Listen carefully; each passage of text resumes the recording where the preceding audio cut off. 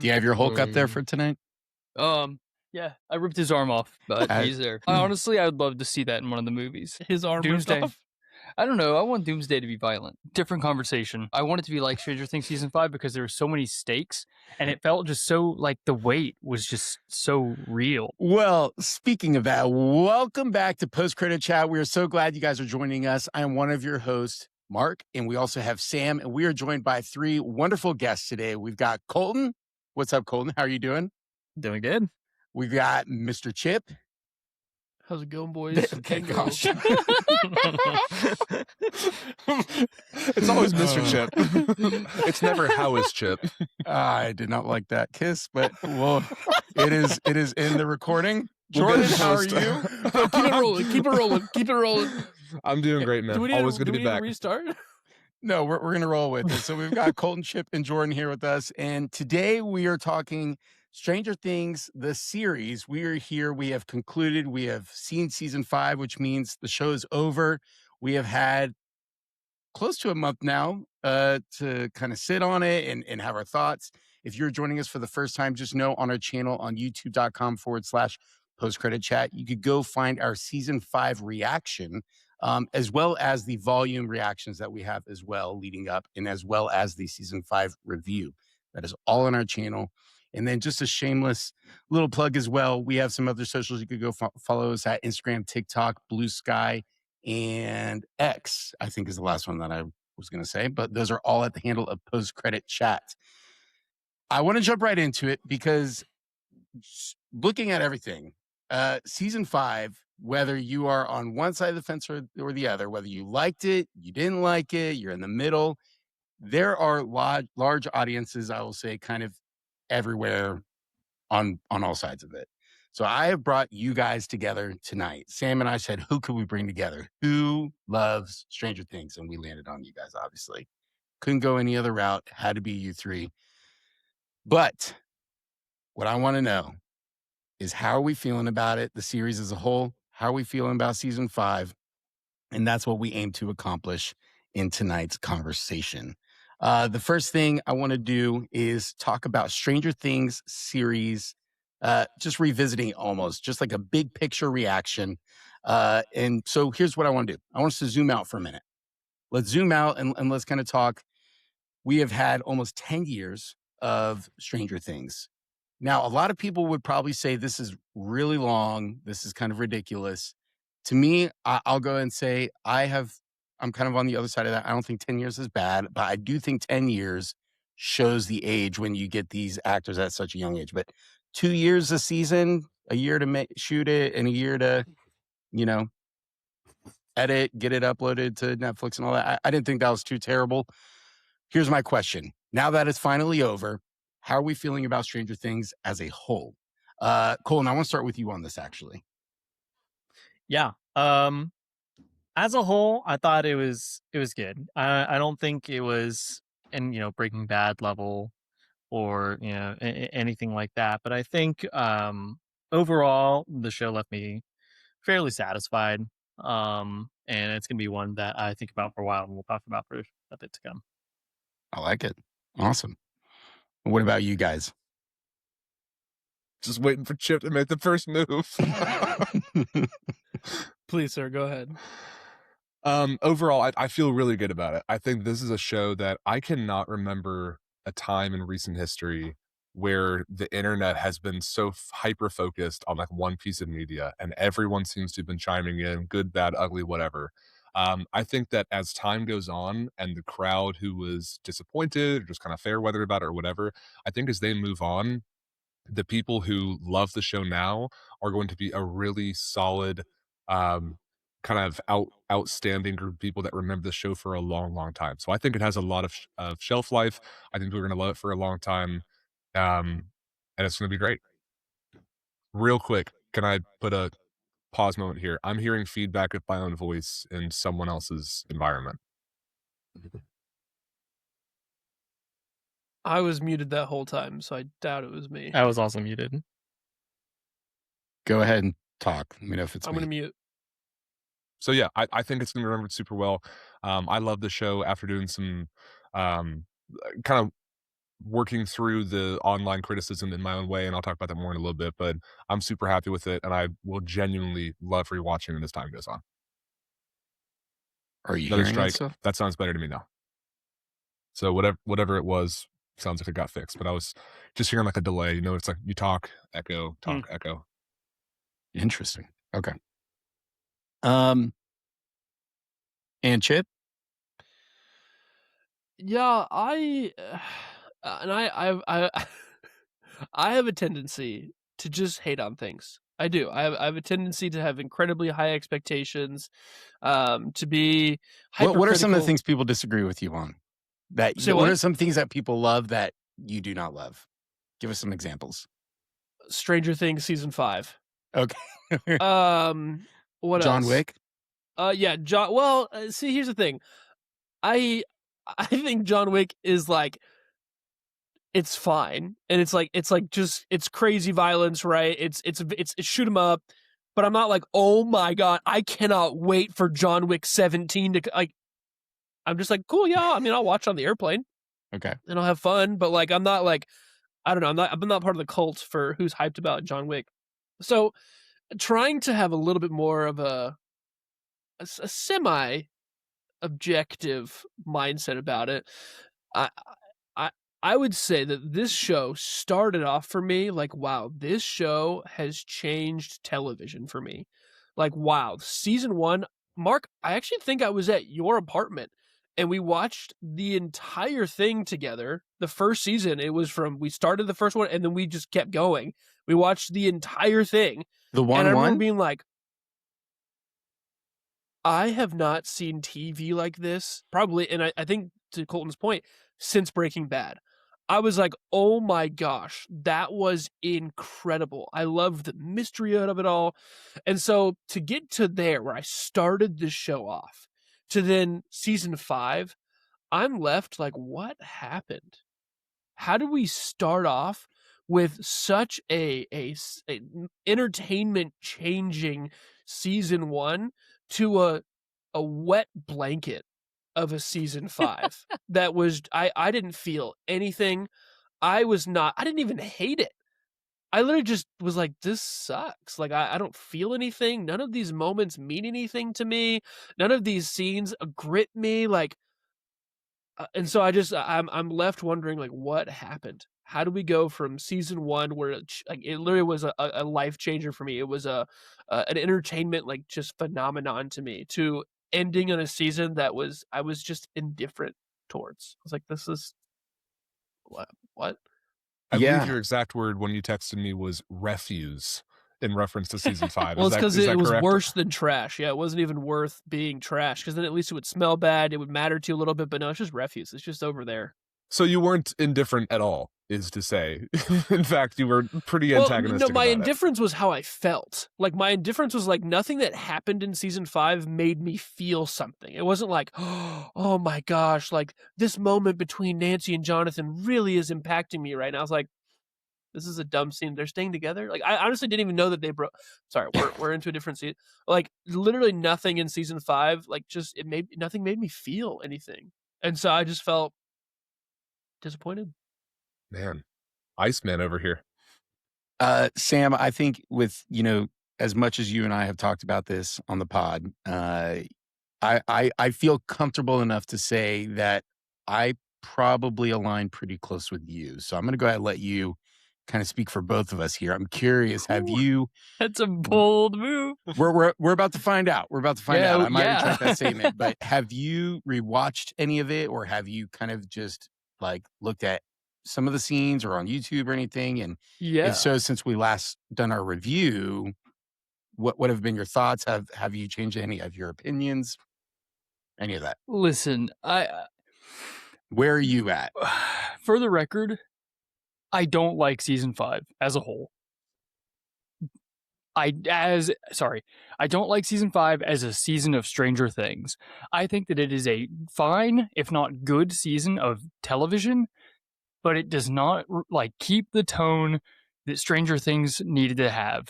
They ended 4 on like, whoa, the world is ending, and then they said, oh, let's go back to our hometown. What was that? and then they hit you with like this finale that's kind of like a just an emotional like comfort, and that just didn't do it for me. I'm sure it did it for a lot of people. That's fine, but like you hit on all these emotional notes, and it's like, oh, I'll shed a tear, but it's like at the end of the day, you did this because you wanted your audience to feel good. It was safe. Yeah. I think whether we realize it or not, everybody came into this season with expectations. So, Jordan, did it give you the kind of payoff that you were personally wanting?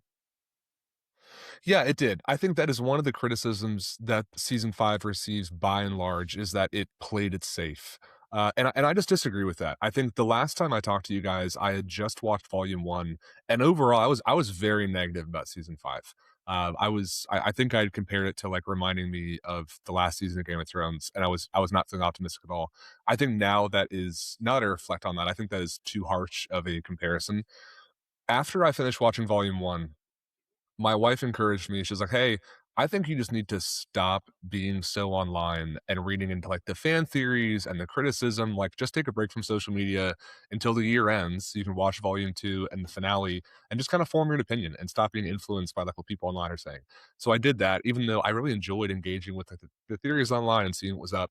I think that really helped me appreciate volume 2 way more, and especially the finale. So I think when it comes to terms of people thinking it played it safe, this has always been a show where, at most, we get one major death per season. People are coming in thinking we're gonna lose, like, 8 of the main cast. That would just never be realistic or in line with the rest of the show, and I think that the expectations that people had of what could happen, like, "Oh, time travel," or, "Oh, a dragon," or whatever, that stuff would've been cool, but, like, frankly, y'all wouldn't have been happy with that either. You would've found a reason that the dragon was too bad of a plot or time travel was poorly explained or whatever. Like, I think at some point people just have to look in the mirror and realize like you set impossible standards for this show that it was never going to reach. This show was always about like fun, friendship. Yeah, guess what? Evil loses, the good guys win, people live and go home and have someone a happy ever after. Like there's nothing wrong with Stranger Things doing that because that's kind of how like the core of the show has always been about friendship and unity, and I love that. And if you want that like hyper gritty, intense sort of vibe, there's plenty of those shows that cater to that. But overall, I feel very, very pleased with where the show left off. I'm going to love rewatching it in the future. That's awesome. Okay. I like your perspective on that. And I think that was probably, if I could have gone into this, this is something Sam and I talk about, but it's like, I remember Christopher Nolan's movie Tenet when that came. Is that what that is? Tenet? Is that one of his movies? Tenet, yeah. When that movie came out, I didn't watch anything. I didn't trailers. Like there were movies I went and saw in theaters, and if something came on, I was like in my seat like this.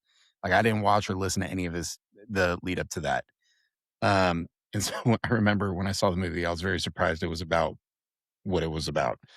Um, but Sam and I have talked about, doing what we do on the podcast. We kind of lose that luxury. We need to watch these trailers. We need to watch, and kind of read on Reddit and these theories kind of help us to have content to talk about. And it's also just fun to explore this stuff. But I think you went about it the right way. I'm happy that hey, after volume 1, I think Rachel was very wise to say, why don't you take a step back, and don't go in that direction. So that's cool. Yeah, What about last thing I'll say is I legitimately feel bad for people who did not like the ending, not because I disagree with their outcome, but I feel bad because you spent 10 years waiting for the end of the show and to walk away feeling as disappointed or like bummed out as people do. Like I genuinely feel bad for you in that. Like if I had something that I was so excited for and I felt like it massively let me down, that would be a huge bummer. So like I feel sad that people feel that way. I hope that as people like go on in time, they kind of smooth their emotions out of the show and maybe give it a second shot. Because I think it stinks that as a viewer, you're being left with that awful taste in your mouth. Mm. Here, I'll jump in. So since there's the topic of being exposed to social media, being exposed to the theories and the ideas, I have zero social media. I had no engagement whatsoever. I didn't see any fan theories. I just watched it as me and my desires and my hopes for the show. And I'm going to keep going back to Breaking Bad because I absolutely hated the ending of Breaking Bad because, well, not to be spoilers, but like the fact that Walter We're wins. years past it. It's Cool, a cool. 15-year-old show. Yeah. Cool. If you Just haven't making seen sure. it Just by making this sure. point. But like the fact that Walter wins pissed me off. But guys, I also loved it. It was I hated that Walter won, but it's how the story should have ended. They made me mad, but I also knew that like that was the best way that they could have ended it. It was the story of a man who was basically doing this all for himself, right? And it was all about him. It was all about the power. And like I hated that he didn't get caught. I hated that he didn't lose everything, that he didn't burn in flames because he was a terrible person. I hated Walter White. But also, that's what made the ending so good, is that it doesn't matter about necessarily like them making me happy. It was about them telling a good story. And I do think that the season 5 finale was they were trying to please fans. They were trying to keep it safe. They were trying to make sure that everybody was happy at the end and people felt good about all the resolution that we got between all the different characters. And yet I finished season 5 going like that was your ending to this show? Like that's what we've built up to for 10 years was that? And I was left, that was awful. Like I didn't feel like they took any risks. I didn't feel anything when Elle was gone. Like I don't know, like it just nothing, it didn't feel like there was much of a sacrifice because everything was just kind of fine afterwards.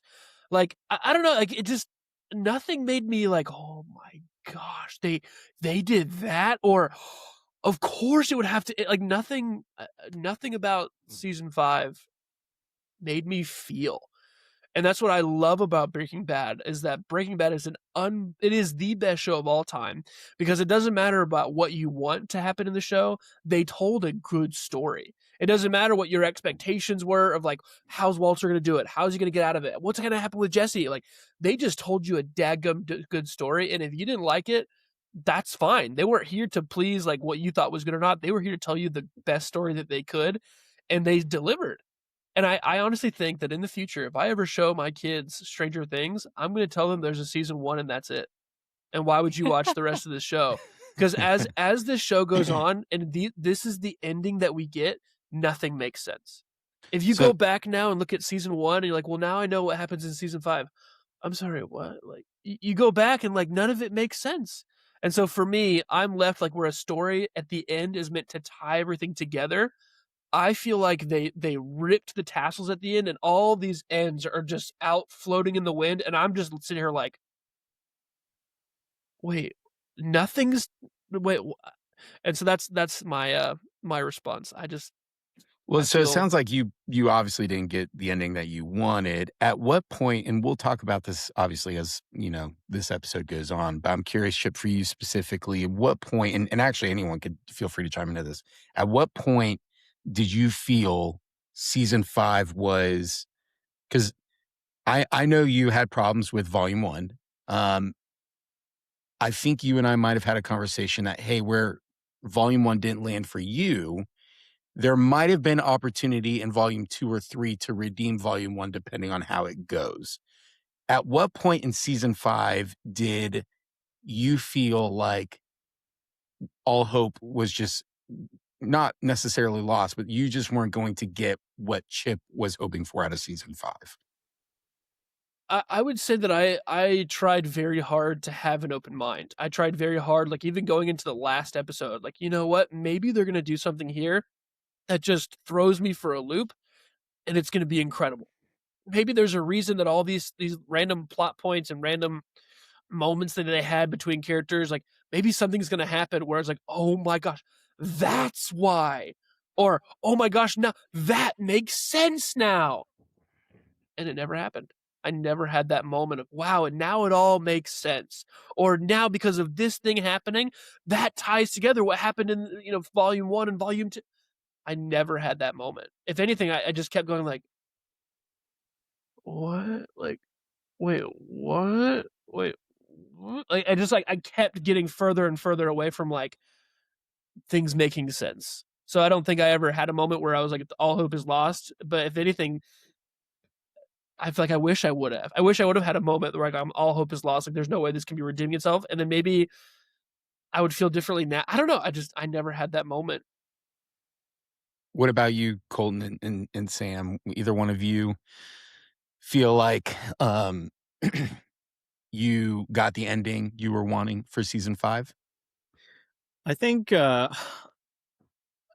just kind of surprised at like the kind of expectations people were having for season 5 and the Duffer Brothers writing and whatnot, because it did seem like people like wanted main characters killed off or expecting main characters killed off or anything like that. But like if you look throughout the entire show's writing and like how the Duffer Brothers handled big moments like those, like they always walked back like really big things that happened to the main characters, right? So like the end of season 3, like Hopper getting blown up, not actually getting blown up, he's in Russia.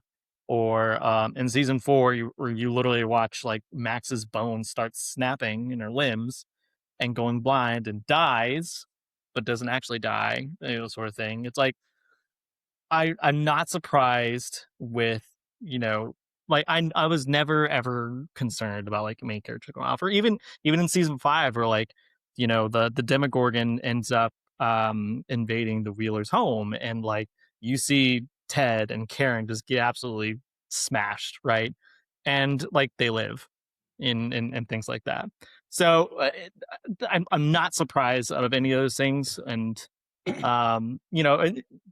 characters did die throughout the show, but they were never like main characters, right? They're not like the core set of people that Stranger Things like follow throughout. That being said, like the finale itself, I guess like, played it safe in the fact that like, good guys win. No one ends up dying. The question of like, did Elle actually survive, or is Mike coping, sort of thing. But like, I do kind of see in the writing them just kind of like trying to please fans and giving everyone's story like a satisfying ending, or just seeing like, the older kids like get together after like being off in college or out in the real world, and then like the younger kids having like their last session at D&D as they like, say goodbye to their childhood and watch like the next generation come in and start that off. Like there was a lot of feel good moments. I think the epilogue was honestly the best part of the ending. And I felt like satisfied in like seeing everyone's stories like come to that conclusion, that, you following like, Mike becoming the storyteller sort of thing, and Max and Lucas and getting their happy ending and whatnot, and still just like, trying to figure out like did I actually survive and whatnot. So I felt, maybe like maybe the exception to the L thing, because it's like I'm not a big fan of like, oh, it's up to interpretations. Like I just want to be told, I'm here for a story, and just let me know the resolution, like if she's actually dead or not, sort of Well, thing. I want to ask you about that, because with you saying the Duffer Brothers walking back big things that happened to some of our bigger characters, do you think Elle is dead, or do you think she's alive? Yeah, I was just talking about this with Emily today. It's hard because like in my mind, it would make sense that she's actually dead and Mike's coping, because like we never ever see like Kali ever do remote projection or anything like that, and yet for this big moment, oh, she's able to remote project, or like, Mike saying like there's the little power blockers that the military is pointing at her, but like we don't know if those power blockers, can actually like go like past dimensions, because she's on the other side of the threshold, so like maybe she wouldn't be able, so she'd still be able to use her magic.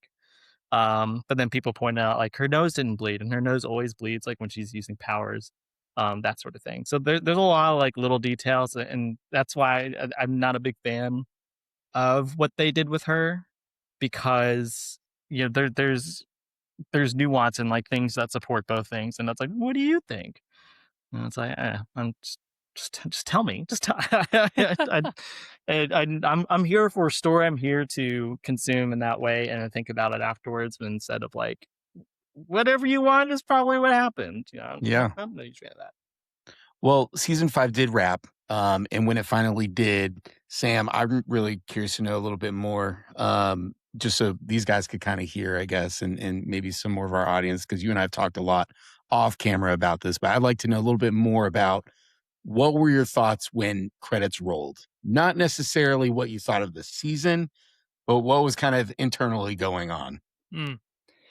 You know, I think the first thing was kind of like, oh, like that's it. And that didn't necessarily come from like I wouldn't say disappointment, but it was more of a I think I expected a little bit more. And it's fine that there wasn't. Like it was an epilogue. It was a long epilogue too. Um Whoa, it I was like think an it was hour almost, I yeah, think. it was long. Okay. I think it was more of a like, oh, like that's it. Like it's over. Which was kind of a weird feeling. It's like this is a show I've followed since it started. So it's like, oh well, like I don't have anything else to watch. Well, you know, like so Yeah. it was kind of a weird feeling. And then, you know, kind of after that I'm like thinking about, you know, like what happened in that finale kind of stuff, you know. And yeah, following up with thoughts on the finale, I guess. Yeah. But yeah. I'm curious to hear from a few Yeah. more of you guys, maybe. It's so interesting to me how we can all watch the same piece of media and have such different takeaways. Because to me, I remember the very end where Mike's walking up the stairs to his basement, and Holly and her friends come run downstairs. They're sitting at the D&D table, and Mike is like looking at them with this such love, but also such sadness, such bittersweetness, such like grieving his childhood leaving. And I remember knowing the show's about to end because you can just feel it at that point. And I just remember thinking, please don't go. That was like the overwhelming emotion in my heart was like, I don't want this show to end. I don't want the credits to roll. I'm not ready to say goodbye to this universe. Like, I want more of this thing. Right. And man, it's just so weird that y'all watch that and we're like, all right, bye, Mike. Like, catch you later. Because to me, that was such a powerful moment. Like, I absolutely loved all of like of watching them kind of wrap it up and put a little bow on it and send it off. And like, I don't know. I think for me, like the L thing as well. I really liked the way they did that. I liked that they're giving you the opportunity to kind of think, well, what do you think? Like, what's your opinion? There's enough evidence to suggest she's dead. There's enough evidence to suggest she's alive. It could be either one. And like, you know, Mike is talking about this 18 months after the fact, and maybe it is him coping, or maybe it is him remembering something happened. I like that kind of that mystery element to all of it because that goes so well with the show of like the supernatural and what seems impossible, alternate dimensions. Like we have all this stuff. Why can't there be a what if sort of scenario that maybe it's true? I loved it. So I wish you guys, you know, go back in time. All right, just go in with a clear view, see it the way I see it, so we can all agree. Come on, it'll be great. Let's do it. And Colton, by the way, But how dare we say that Bob Newby is not a main character? All right, I'm not over that. No main character deaths. Bob Newby is as main character as it gets. That's my boy. and Eddie Munson, come on. Come That is a on. real one. That is a real one. But that's Well, wait, that's like, are we expecting Jordan, a red wedding in I season wish, 5? Though, I wish that I felt the way that you just described. I wish that he was walking up those stairs and I was going, "Don't go, don't go." I want that. I agree. That sounds like a wonderful way to end this show. And yet, nothing about season 5 made me feel that way. Nothing about season 5. If anything, the whole idea of like, oh yeah, whatever you want is the ending. Like the only thing I can think of that's a similar thing is like Inception, right? The end of Inception, he spins the top, right, and you never see it fall, but like it starts to slow down. Yeah. That doesn't change the movie for me whatsoever, but it does make you go, is he in a dream? But like that doesn't matter to me. Like it doesn't make me go like, oh, I either like this or I don't, right? But I feel like in this moment, I'm left like I'm like a leaf in the wind. I'm like, where even are we? Like, what's even going on here? I wish in that moment, even if I just like take that final, hey, this is their final D&D session. He's describing, and oh, the wizard shows up and uses the bloody blah. Oh, but wait, the wizard couldn't do that because of the stone. Instead of that, I think what would have been way cooler in that moment is if instead of him saying how she could be alive, or it's that question mark of is she alive or is she dead? Instead, either it was like he's telling a story, and he's like, and then the party finds a wizard in the woods, and it's a young girl with no hair. And then you'd be like, oh, he's telling the story of Elle. Or it's like, oh, and then, the wizard or the wizard lady, she dies saving them all. But then because that she does that, this is the new adventure they get to go on. Like, I don't know, something of that nature would have felt so much more visceral to me, because instead of it being like, hey, maybe she's alive, maybe it actually wasn't a sacrifice to save everybody, like, it just felt cheap. It just made me feel, I don't know. I wish I felt that way though. I wish I had that moment of like sadness and despair that, oh man, the show's over. But I didn't. Well, I do want to bring it back down to the characters, because that's really what carried the show at the end of the day. When we look back at season 1, 2, 3, 4, and even 5, I mean, we can all find a character, I think, that really stood out. So for me, season 5, what was the kid's name? Uh, Delightful Derek, I think. Derek, Is that yeah. right?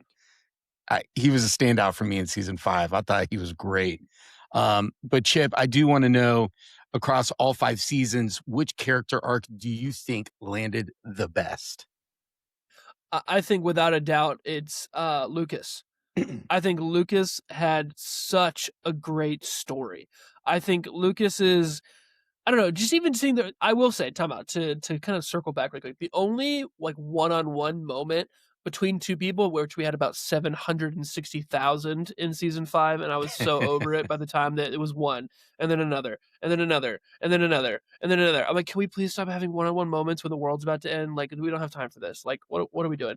The one with Lucas and Max, that got me. I will say that's the one part of season 5 that got me. I felt that moment. And I think, one, that's because Caleb McLaughlin is a fantastic actor.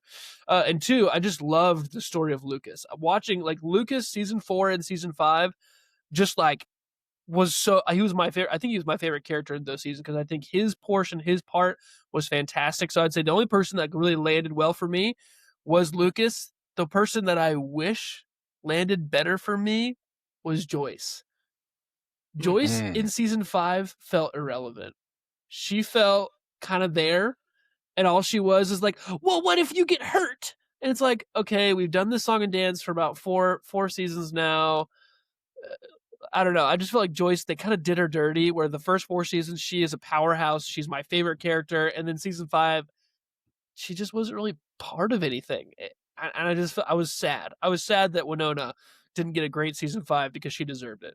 Well, I do want to ask, because in season, or when we were recording our D&D campaign for Welcome to the Hellfire Club, we did have a moment at the beginning of, chapter 1, session 1, where we were talking about some standout moments from Stranger Things season 1. And I think we all collectively agreed Winona was a really key character of season 1, and that she was phenomenal.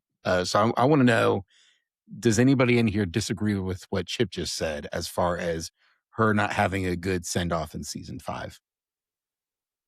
I would say, yeah, I think a lot of the her most powerful moment, I think, in all of that was like, spoilers ahead, by the way. Spoilers ahead. We have been all talking spoilers, but you should know by now. Yep. Was when she's, chopping the head off, and you're like, hey, you after the wrong family sort of deal. And just like seeing all these flashbacks, and just like her kind of getting that resolution. It all started with like Will getting kidnapped in the forest, and, her coming to terms like, I didn't know my kid was missing for 8 hours, and all that stuff. But other than that, like there wasn't a whole lot of impact from her, I think, in season 5 comparative to like season 1 and 2, where she was just absolutely phenomenal in those first couple of seasons. Yeah, I agree with that. I do think that Joyce as a character in season 5 does not get a lot of spotlight. I think that it's hard to do with the amount of characters they're trying to like wrap up in the series or the season kind of series finale. I agree. Outside of Joyce chopping off Vecna's head with an axe, she doesn't have a ton of opportunity to do other stuff. I mean, she's there as kind of like a trigger for other events happening in the show. Like when Robin's like, "Great Scott, it's the flux capacitor," blah blah blah, and she takes Will out of the radio station. That kind of leads to the Robin and Will moment that we get in I think it's volume 1 or 2. She's sort of a catalyst for that. But as far as her as a character, she doesn't get to do a ton. It was sweet to see a little wrap up scene with her and Hopper finally get to go on a date to Enzo's and kind of have their happy ever after with moving to Montauk. I thought that was sweet. But as a character, yeah, she's nowhere near important as in season 5 as she is in season 1. Not even close. And I wonder if that was a request from her. I wonder if that was just a writing decision by the Duffer Bros. I'd be curious to see what that was. Like, was she just tired of it? Like, was her heart kind of not in it anymore? I'm not so sure, but there was definitely a kind of fall off in Joyce as a character. I thought enough to make me go, I'd like a Joyce scene or two. We haven't really had much of that this season. Well, I think that kind of plays into to me, I think my biggest overall critique of season 5 is how many characters they had to balance. They just had way too big of a roster, and then they added a bunch of new characters that you're supposed to kind of care about. And it's just like I think they increased their scope so wide that penning in on these like main characters that we've had for so long gets a lot harder. And it's like, well, most people care to see like, the core 4 guys and then like Max and 11. So it's like we just can't deal with like Hopper and Joyce anymore, which is like such a shame because I mean, when the first season dropped, it was marketed as like, Winona Ryder has a like huge role in this. This is like kind of her show almost. And then, and this is like over the course of the whole show, I guess, but it deviated from that a lot. And then in this season, it's like, to me, I take issue with her dealing the final blow to Vecna because she was so irrelevant this season. It just all felt very odd to me. But I guess that was a lot of different points in one statement. But No, I think that those are. I mean, I like hearing all those points, and I think you guys are all valid, in what you're saying.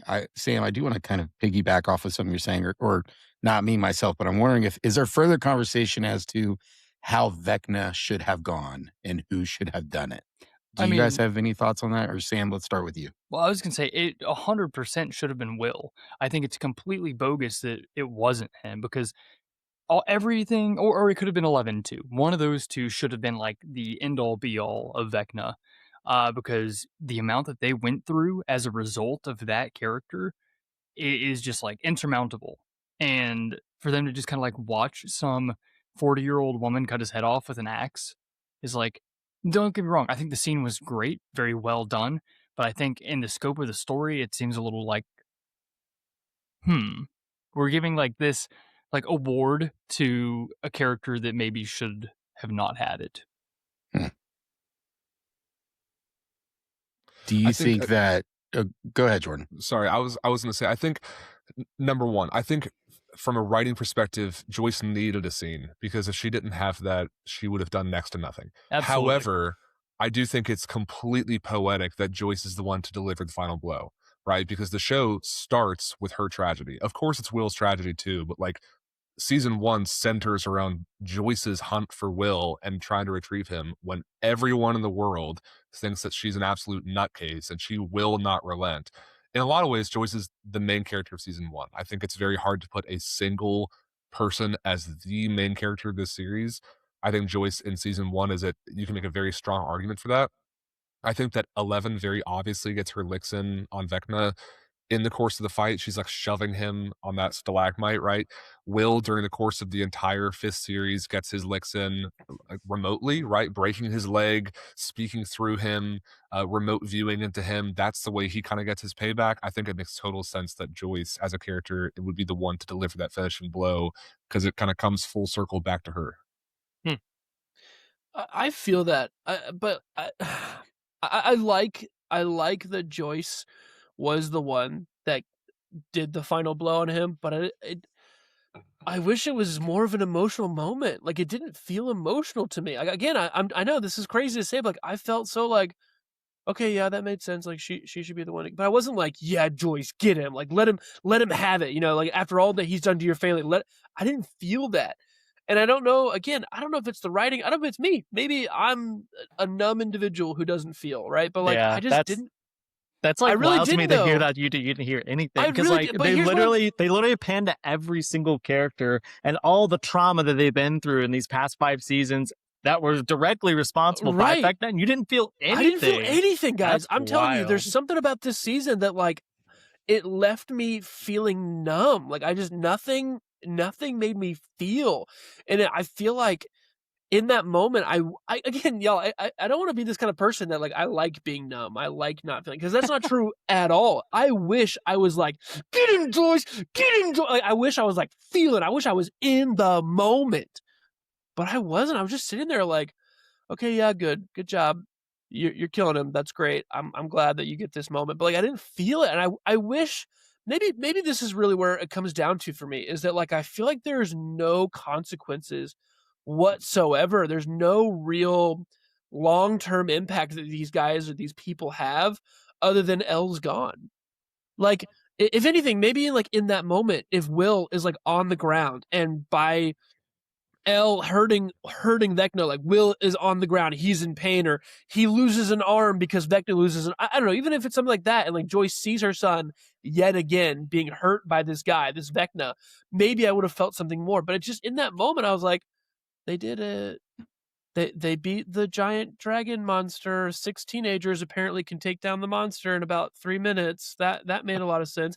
Oh, let's go over to the ravine that looks like it's a few miles away. He'll chase us there, and then we'll light him on fire, because we did that to Vecna in season 3, and we shot him with a shotgun, but he didn't die. But the big giant monster, we just set him on fire. He'll die. Don't you worry.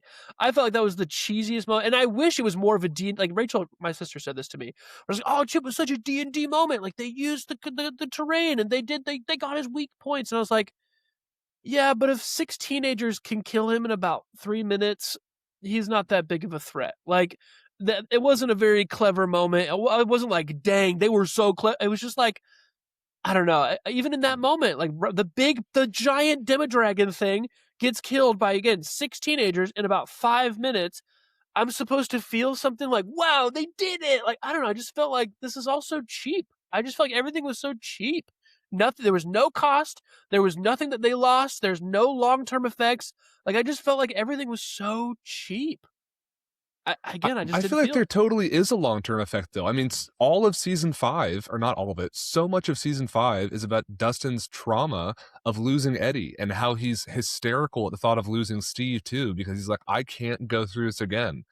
Like, so much Yeah, of but even the moment season with Dustin 2, and Steve, I felt like was so like, but like, okay, I didn't in, feel in anything. season Again, I just 3, didn't feel anything. in season 3, the rest of the show, Max has to go without her stepbrother, and the trauma of like wrestling with reconciling Billy as her stepbrother, who treated her like And dirt, that and was well also did done. that to her. And I Joyce agree. loses Bob, who was like the love of her life and who was perfect together, and he loses his life being involved in something he never should have been involved in. They should have lived happily And ever I after. felt Like, something in those scenes. but that's what I'm I saying. agree. All Like, of I these felt. people have like long-term things that they're losing from this, right? Like in season 5, the graduation scene, man, Karen Wheeler has like claw marks across her chest. Like she's clearly like, she's obviously carrying the trauma of being attacked by this Demogorgon. Like she lived to tell the tale.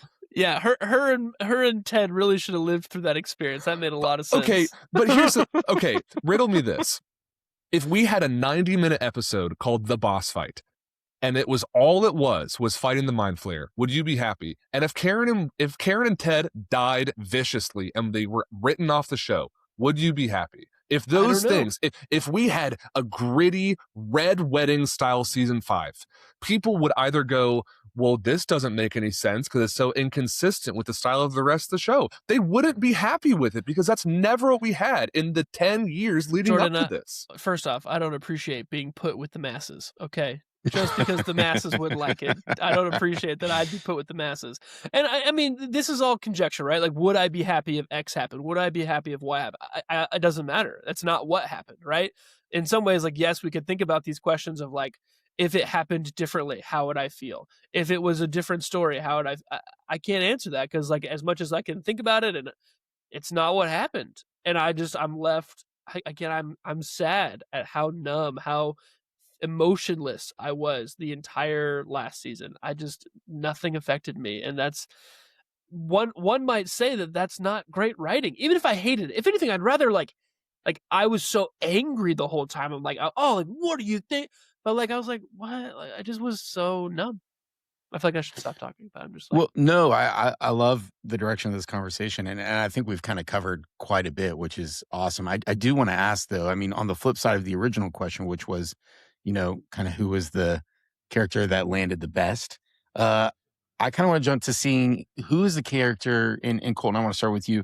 Is there a character that you feel like that didn't land so well that we could have done more with? I heard a lot of Joyce, and maybe kind of staying away from her. Is there another character that we think didn't really land too well? I was gonna Joyce would be my answer. Yeah, I know. Yeah, and I mean, if someone else has another opinion on another character that you feel like would have had a better landing, I'd like to hear it. But Joyce would have been my answer. Joyce is your pick. Okay. Mhm.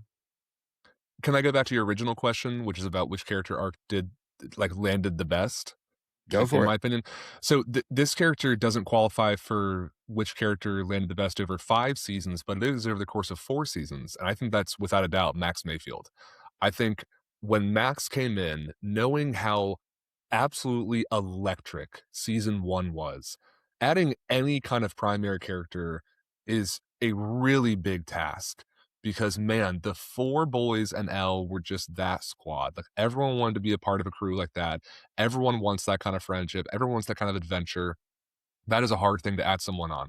And Max came in season 2 and just rocked it from the very beginning.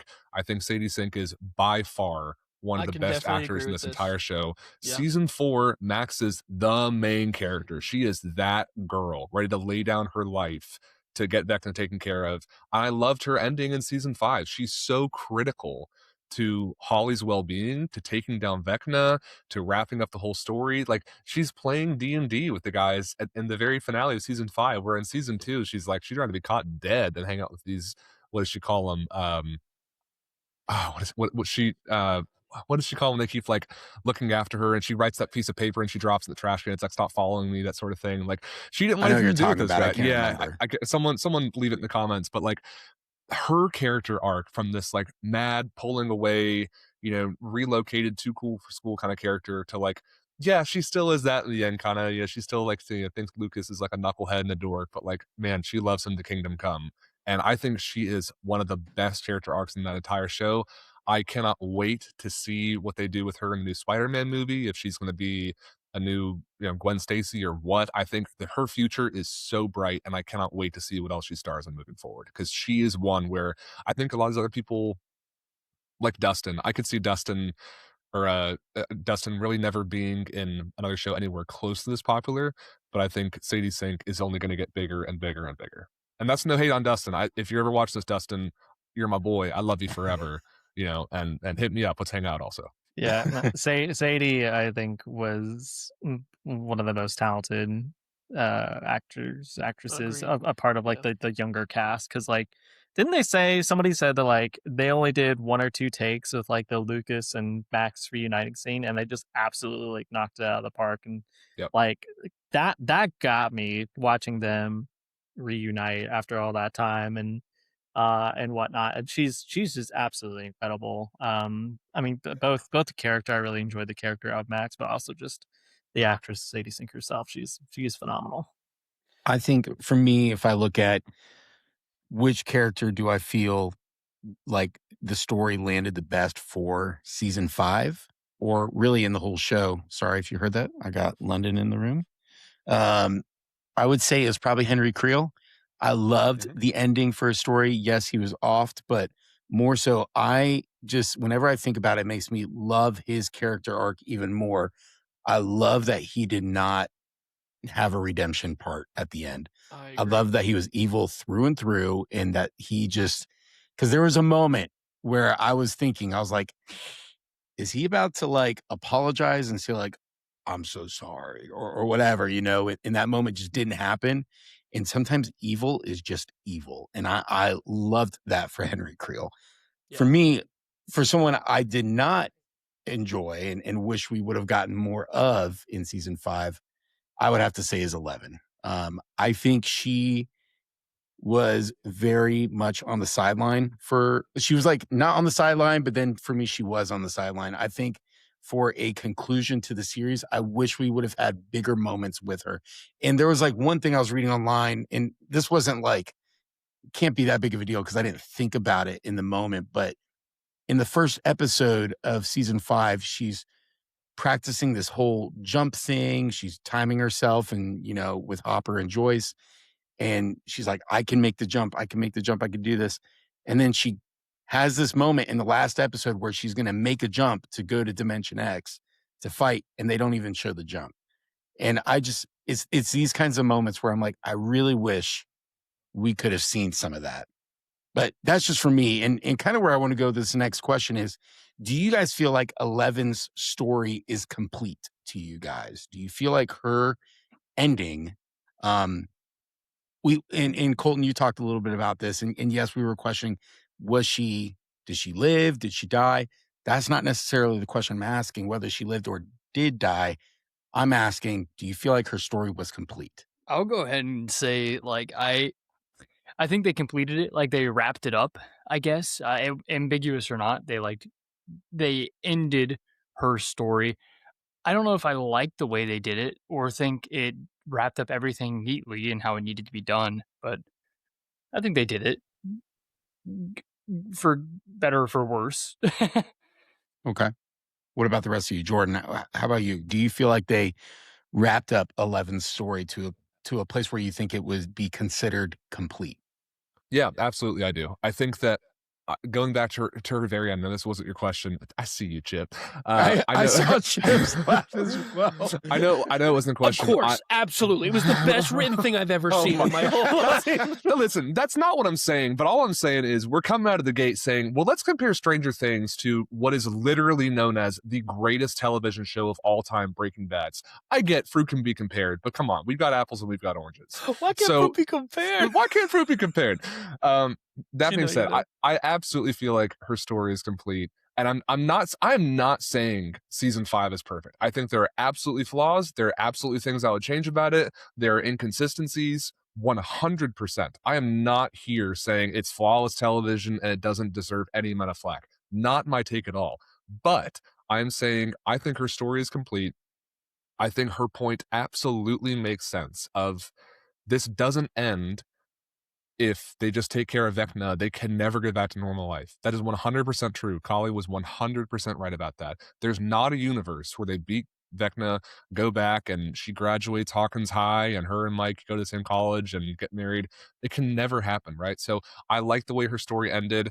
She ends kind of as a tragic, almost mythological character in their lives. I love that. She'll never be known to the world for what she did to save it, but she will always be known to her core group of best friends and the people in Hawkins who needed her and who loved her.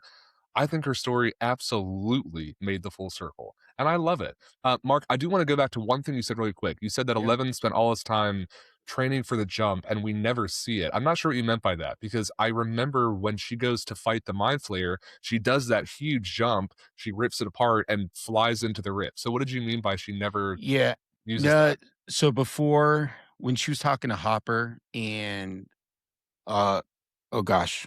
They're on top of the building. Who's the other guy that's up there with her? It's Murray. Murray. I love Murray, and I'm embarrassed I forgot his name. Also, actually, a really underutilized character in this season who was kind of just pushed as like a sweet treat. He was just comedic relief, and it was sad. I love Murray. Yeah. He's my guy. Fantastic. Yeah, but it was at that moment, because at the top of that tower of Hawkins' lab, I think is where they were. She looks at Hopper and says, "I can make that jump, like from the tower to like the floating rock or floating debris out there." Correct, Yeah. because Okay. everybody else needed that tower, and and so that's the jump. I was like, man, I was bummed. By no means, I don't think that's like that happened, therefore this is just not it for me. It's just a moment where I was like, I feel kind of cheapened by that because we were leading up to that so much. I agree with that. It would have been cooler to see her make that jump rather than the big jump into the Mind Flayer. It would have been awesome to see her jump off the lab where it all started on like this floating piece of rock and like boom, boom, boom, boom. That would have been great. I'm with you. Yeah. Yeah. I with excuse me, with her jumping into the Mind Flayer, that part, it reminded me of, I think Dune, maybe, or maybe another movie. If you got, I might be thinking of the wrong movie, but I thought there was a scene in Dune where the main character has the daggers and is like jumping towards. Oh, when he jumps on the worm? Maybe I'm thinking of Drax from Guardians of the Galaxy. I don't know.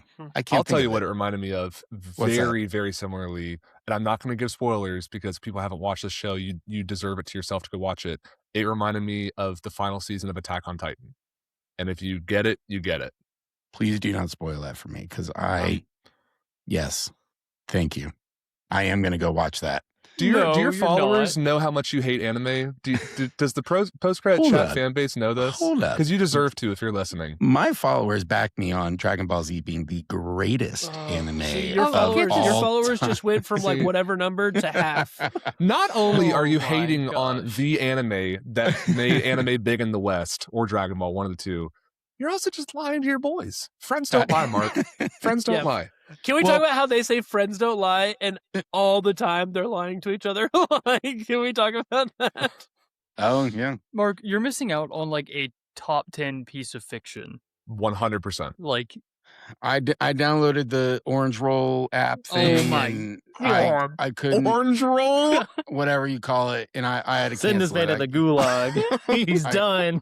I couldn't All do right, it. we're gonna kick Mark But out. Chip, Chip, when Jordan was giving his little spiel on and I don't say that in a Little in a- spiel. Whoa, hold Sorry, up. that sounds like I was Hold putting. up. That When sounds he like I was was putting talking down about the- some when he was crap. fanboying about crap season Jordan was talking about. 5. No, I don't mean that in putting down what Jordan said, but you did Chip have the does. look on your face. You started laughing at Jordan talking about 11. So I'm curious what your thoughts on that question would be. I feel like something that this is a deeper conversation as well. This requires more information, but like I feel like 11's story, where we ended, I don't feel like I understand enough. Like I feel like we didn't really see how her story began, and we didn't really get resolution on why it needed to end. Because I feel like here's the thing. I would say there's a big difference between suicide and sacrifice. It felt like her final moment was just kind of like suicide, and I would have much, much, much rathered it be a moment of sacrifice. Now, yes, you could still say, did she sacrifice herself? Yes. But did it in that moment it felt more like, oh, I'm just gonna die so that y'all can be okay. I don't know, I don't know. Again, there's a big difference between sacrifice and suicide. I also think one of the biggest problems with this season is that if you didn't see the play, there's a lot of things that you're just like, I guess there's this random guy in a tunnel. I guess he has this random piece of something in his box. Again, there's just so much that like you just are kind of expected to know. And I was told that a lot of these questions are going to be answered in season 5. And here I am, like, I've never seen the play. I've seen snippets because I'm like, hey, can I understand a little bit more here? But I feel like that's one of the biggest things that if you did not see or did not look up, you did not see, like, ask questions about, hey, what's going on here? You would never understand, like, why there's this random scientist in a cave, why he has this random rock. And even right now, I'm like, what is the rock? Where did they get it? Why is the scientist here? Obviously, you could say, well, because he has a fragment of the mind flare. That's the reason. That's the answer. I'm like, that's cheap. That doesn't make any sense to me, right? So I wish that I understood more about how everything started so that it meant more when it quote unquote ended. Like all of this began because someone created a way to engage with a creature from another world, I think. And then because of that, somebody got powers, I think. And then at the end, like, we gotta kill Elle, otherwise she can give more people powers, I think. Like, again, it's just a lot of, like, I guess I'm just supposed to just say, yeah. So just, yeah, no. Would I say I feel like her story has ended? Well, yeah, because she's dead, right? Well, at least I think she's dead, right? But I don't feel like, oh, yeah, her story was tied up. It's all finished, right? I just feel like all these floating pieces in the wind. I feel like this is a tapestry of a story that they just left so many loose ends out there, and I just wish I felt more tied up. I wish that even if there are a couple stragglers out there, that's okay, because for the most part, I feel secure. I feel tied up.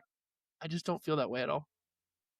Well, now that we know how it all ends, Sam and Chip, this question is going to be geared more for you two, but Colton, and I'm saying that just based off of how guessing how, and seeing how we all lean towards the conclusion of the series. But Colton and Jordan, feel free to chime in on this. But Sam and Chip, I'm curious, and Sam, I'll start with you. Knowing how it ends, does this change how you view the earlier seasons? Yeah, absolutely it does. For You sure. know, I think what gets me the most is the Duffer Brothers. I'm going to be really honest here. I think that everything that has come out of the Duffer Brothers' mouth post series finale has made the series finale worse for me. I think back to them saying, we thought of the ending of this show back when we were writing season 1, and that's just not true. Yeah, it's just There's not. no way Yes. whatsoever. And I think season 1 through 4, 4 honestly being kind of a masterpiece to me, are all really good together. And season 5 changes it a little bit for me. And I think, I don't know, I would have a hard time going back and watching season 1 and 2, knowing how the show ends and knowing where these plot points, like I guess tie up, or where they lead, and saying, well, you didn't really plan everything out like you said you did, and that's fine, but just don't act like you knew what you were doing, is my deal, I guess. Yeah, no, I completely agree. I feel like if anything, it mars the first 4 seasons. It makes them make less sense because again, we're kind of just given these plot points like, hey, this is what it was the whole time. And then if you look back, you're like, well, you never gave me anything before now that even remotely suggested at that or hint. Like, example, you're trying to tell me that there was a couple 1,000-foot wall up the entire time and we never saw it? Really? You're trying to tell me that, oh, well, good thing this season they ran into the wall. Like, what? And then also, Dr. Brenner apparently is the one that opened this, and there's not a single moment throughout the entire show that even remotely kind of gears us towards, wait, he's working on something. Like, no, the only thing he's working on is these kids. What he's hyper focused on is these kids. Guys, there's no way this guy could be working on a wormhole at the same time as trying to expand and open up these young kids' powers. Like, you can't do both. He's either hyper focused on one or the other because they're both a monumental task. And again, those 2 plot points alone, I was like, I'm sorry, it's a wormhole. I'm sorry, Dr. Brenner opened it. Good thing we found his notes in the room. Good thing that Dustin's able to. I found Dr. Brenner's book. It's a wormhole, you guys. He has been working on it for a long time. Cheap, cheap, cheap, cheap, cheap, cheap, cheap, cheap, cheap, cheap. Every answer they tried to give me made everything that I've known before now just okay, what? What? That doesn't. What? That's Colton your and- answer? Sorry, I'm on a You're good. soapbox. I need to chill out. Colton and Jordan, I feel like Chip and Sam are just the monsters in the city destroying it. And you guys are Godzilla coming out of the water, just going to the city to save it. So Bro, I want to know, what is your response to all of this?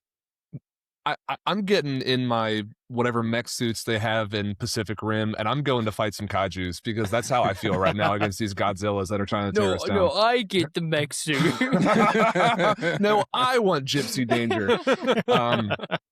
Now, would I recommend this show to someone who's never seen it? Absolutely. And I'd recommend the whole show, not just the first season. And Chip, what do you mean? You think your kids aren't going to know that there's more than one season of Stranger Things? Come on, Yeah, there's it's no I way. hope they're not going to know that Vader is Luke's dad, and of course they're going to know that. There's things that I may want. I know it's not going to happen. But I also think, knowing that Rey is a Skywalker. Is that right? So. Or wait, there. What are you talking about? No. different podcast, guys.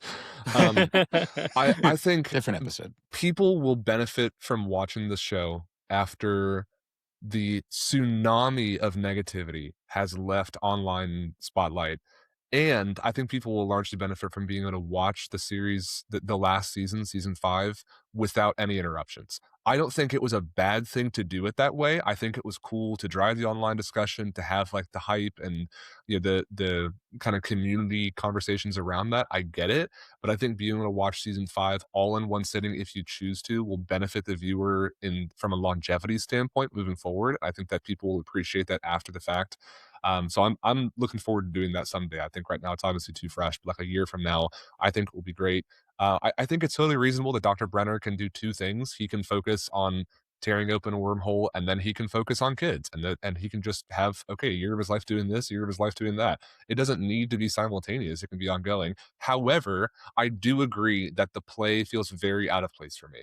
I think that they should either have done one of two things. They should have either said, "Hey, starting November 1st, the Stranger Things play is available on Netflix the same way the Hamilton musical was available on Disney Plus as a high production play you can go and watch. Even if you say, Jordan, you have to pay a one-time fee of $20 to watch the play. Cool, I do that. I get it. They got to make money. Or if the series wraps and on January 1st they say coming this fall, a Stranger Things play on Broadway or West End, wherever it was, to me, I was like, who's this play for? It just makes things weird. I don't understand it. I wish they would have done that because it's just kind of now this weird in-betweener thing where it feels a little bit like give me attention, and the show just didn't need extra attention. It's one of like the biggest television shows of this century. It doesn't need the extra spotlight. So I wish it would have done one of those two things. But that being said, not the question you asked, but I also don't feel like Tales from 85, another spinoff the show they're coming with, are cash grabs. I mean, I realize they're doing it to make money, but like, I don't feel like they're like, let me ring this thing for all it's worth and make some money. Like, yeah, it's the biggest Netflix IP of all time. Of course, they're going to make more content about it. Of course, people want more. If any of us think that we're better than the Duffer Bros and we'll be like, no, I'm going to let sleeping dogs lie and never touch my show again. Yes, you would. You'd make it all the money you could off that thing. If you still have great stories to tell, go tell more great stories. So I will absolutely be watching Tales from 85. I'll watch any other Keywords, content great they put out. stories to tell, you know? Yeah. Okay, let's take this offline, buddy, you and me. No, I'll watch any other Stranger Things stuff that comes out. I'm not saying it's a perfect season finale or even a perfect show, but I will remember it very fondly and look forward to revisiting it however I can. I will say, Jordan, something you said I really do agree with, and you and I have actually had this conversation before as well off camera. I do think they should have released, I would have taken them releasing the play on Netflix during November. I'd watch it. Preferably, I just wish they would have done the whole play post season 5. I think that would have just avoided a lot of confusion, at least on my end of things. And it also would have just been another thing to look forward to. But now I just feel like where I had this excitement to, one day if we ever go to New York City, Misty and I could go see the play. Right. Now I'm like, well, I kind of know the play. Will I see it? Yeah, I do want to see it, but there's other things I'd like to see in New York as well. So it's just kind of, that there is a few layers of that excitement that have been chipped away at. I do want to talk a little bit more about the legacy of the show of Stranger Things. When people talk about Stranger Things years from now, what do we think that this show is going to be remembered for? And just for context, real quick, when we look at one of the shows we've talked about a few times on here, Breaking Bad, ended in 2013. And I'm just going to say a few things that I think it was, what made it so well, but exploring a environment that we probably don't see too often in movies and TV and making it exciting, a topic where, yes, we've seen drugs in TV shows and movies, but meth, the behind the scenes of it, and even a school teacher coming into the environment of it, I thought that was awesome. When we look at one of probably my favorite TV show of all time, The Sopranos, the show ended in 2007 and today is regarded as one of the best shows of all time. Simply known for its writing. This is a show that I watch, and I don't necessarily like the action. It is great, but you watch it because it's modern day mafia, and it is just so brilliant how they write these characters. And one more, Batman the Animated Series, ending in 1995. Even in today's day and age, when we are looking at a new Batman every 5 years or so, and that might be dramatic, but we're getting a new Batman left and right. I'm not complaining because I like that we just get all these different renditions of Batman. But the one I always come back to is Kevin Conroy. He is my Batman. When I look at the Joker, Mark Hamill, Luke Skywalker, he does the best rendition of the Joker, in my opinion. And so in this show, honestly, I was watching it on HBO the other day. It still holds up. It's so good and it's dark. So, Colton, I want to start with you. When we look at Stranger Things, what do you think this show is going to be remembered for?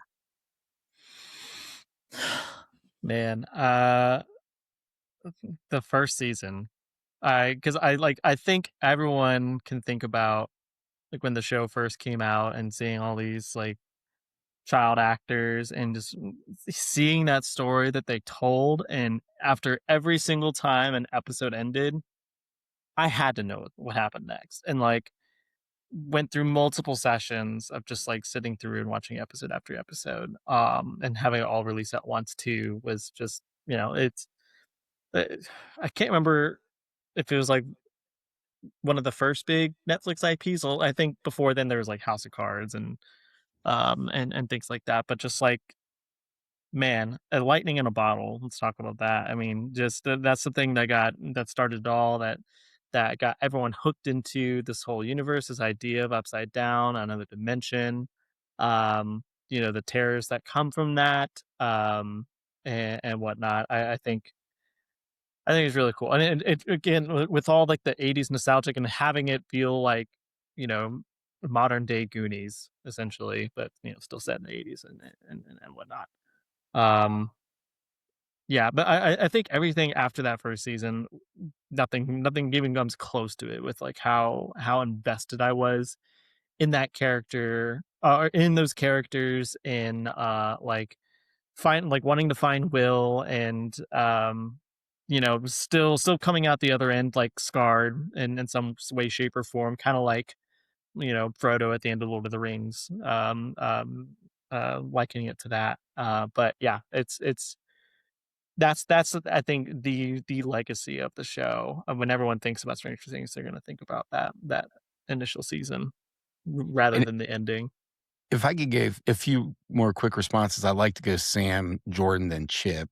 But yeah, just same thing. What do you think this show is going to be remembered for?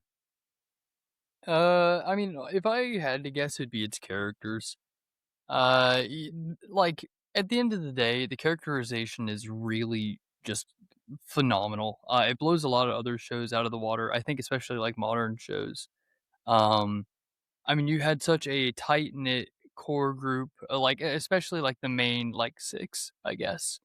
It's like that is a really like just a solid cast, a solid like, the character arcs are all really well done. I think that's, like, the main thing that the show had running for it. That's awesome. Yeah. Yeah, I agree with everything that's been said so far. I think it will be primarily remembered for season one. There is no series or season of television quite like season one of Stranger Things. It is just pretty darn close to perfect, in my opinion.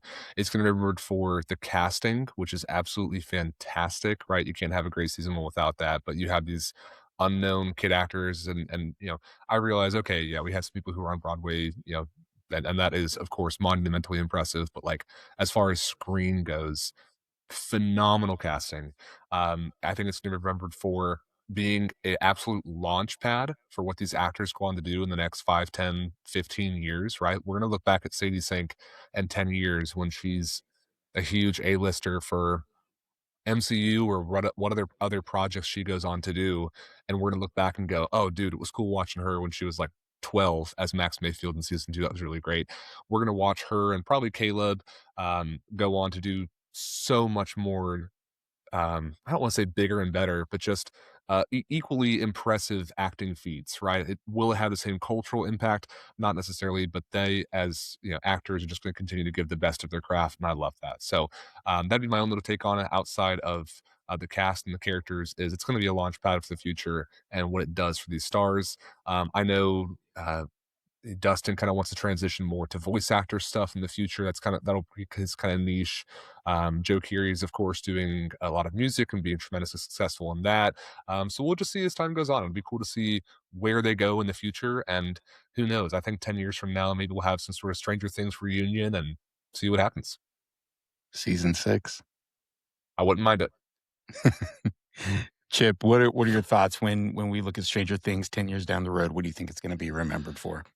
I think what comes to mind the most, obviously, the answer is season one, right? That's the answer. But I would say on top of that, it's a show about relationships.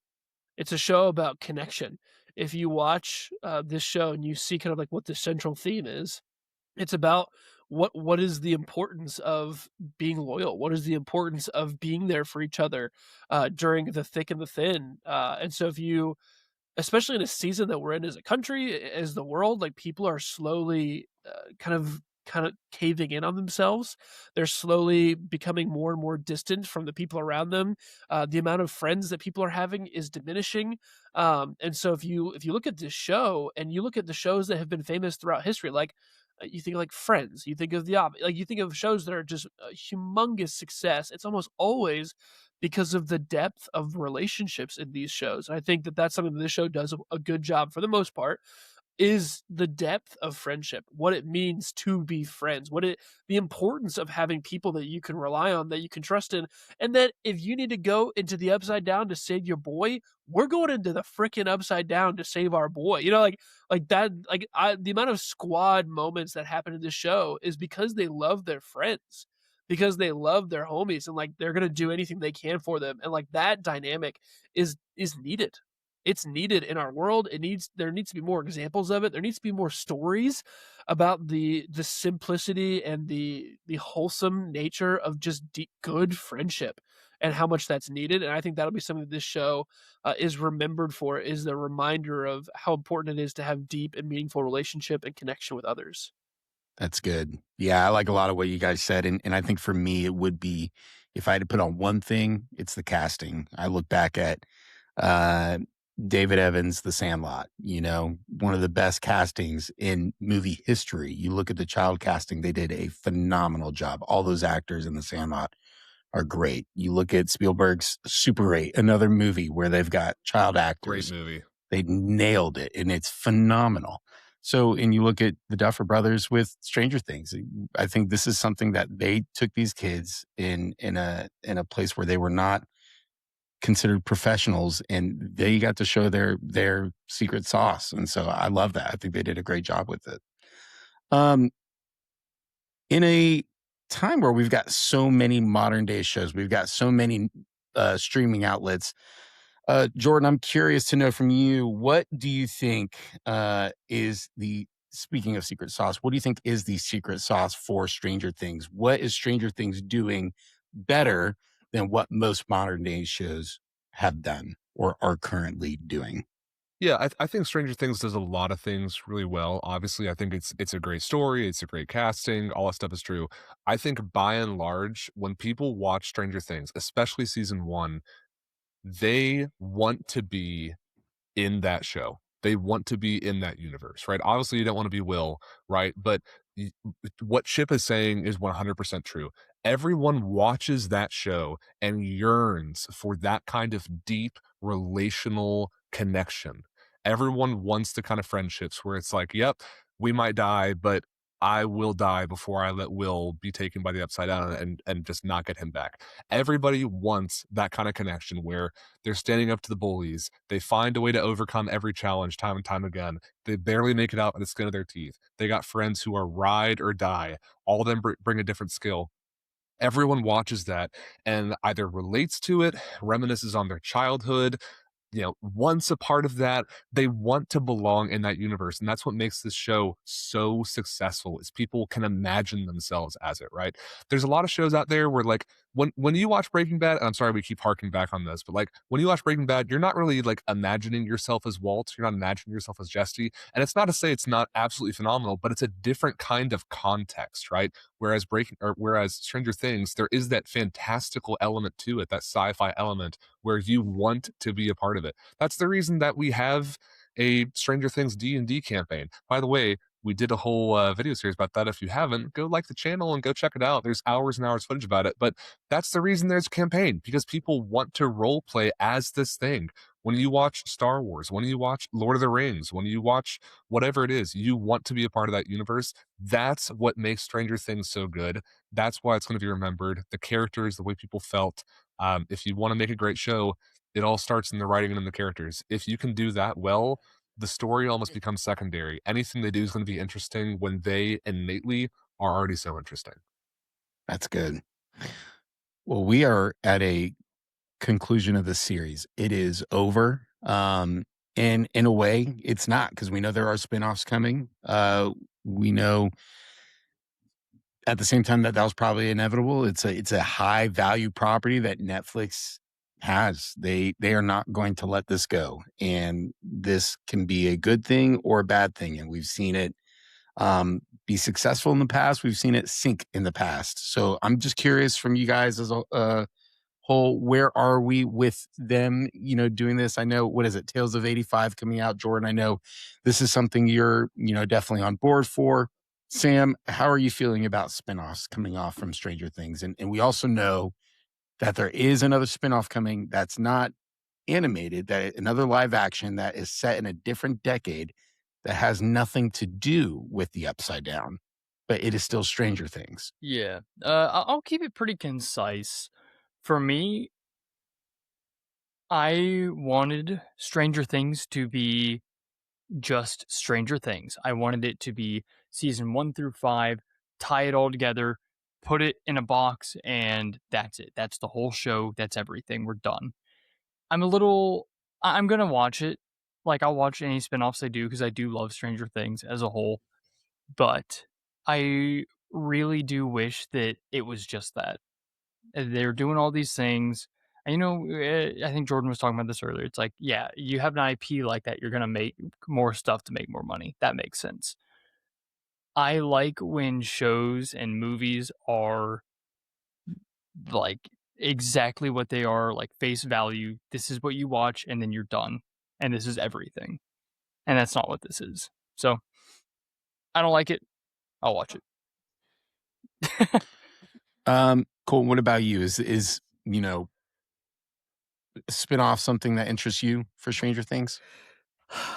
Yeah, I think I kind of share the same opinion as Sam of like anytime you have an IP that blows up and people want to start making more content on it, more times than not, it does not end up going too well.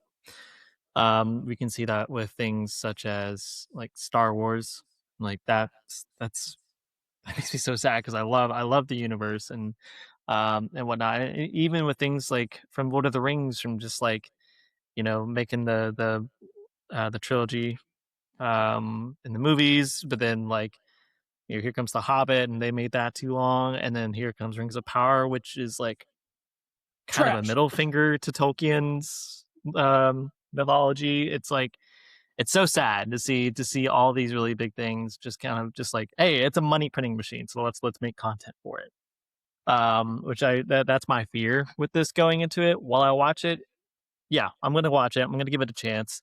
I'm curious to see like, what will connect Stranger Things that we had with these 5 seasons with other spin-offs that are also Stranger Things. Like what's the connection point between those two?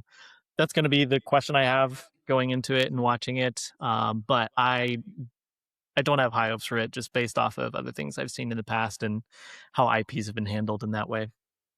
Well, if Netflix has any shed or I'll say, I guess, percentage of remembrance of what they did for Breaking Bad, El Camino did really well, and Better Call Saul is even today regarded in one of the top 100 shows of all time. And so, Yep.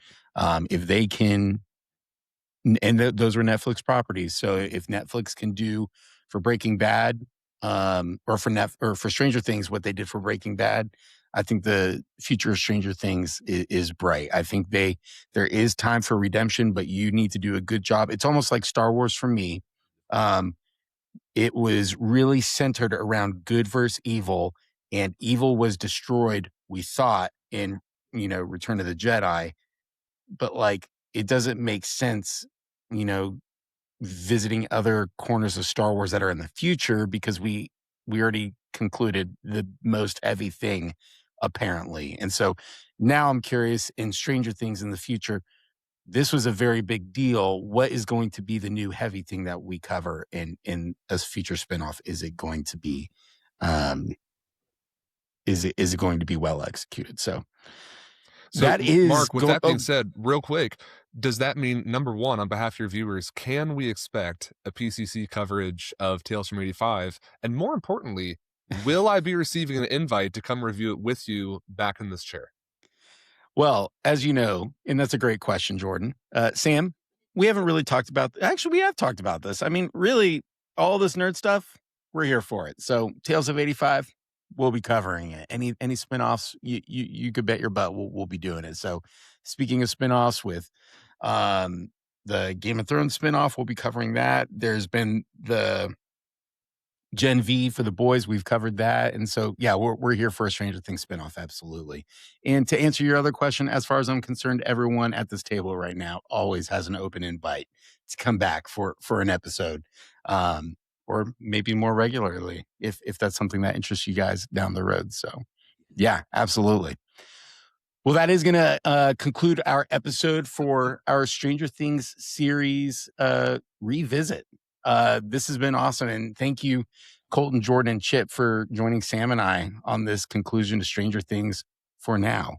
But yeah, thank you guys for joining us. This has been kind of I won't say overly emotional, but it's been emotional, kind of concluding a TV show that we have all really enjoyed together, but also at the same time, just even as Sam and I have embarked on this podcasting journey, bringing you guys on for the Welcome to the Hellfire Club D&D, and even for some of the other episodes as well in regards to Stranger Things. So thank you guys for joining us on this. This has been awesome. Thanks for having us. You guys can find us at all of our socials on Instagram, TikTok, YouTube, X, and Blue Sky, all at the handle of Post Credit Chat. You could go find on our YouTube channel our review of Iron Man and The Incredible Hulk. Sam and I are going to be reviewing every MCU movie leading up to the events of Avengers Doomsday later in December of 2026. This is such a big feat. That means we only have a total of 3 weekends where we will not be covering a movie that is in the MCU in all of 2026. So we've got a lot of content coming for you guys. We're very excited, and thank you for all of you who are subscribed to our channel. Remember, leave a like, give us a comment. What were some of your answers to some of the questions we dove into in this episode? We'd love to hear from you guys. Have a great day. Take care.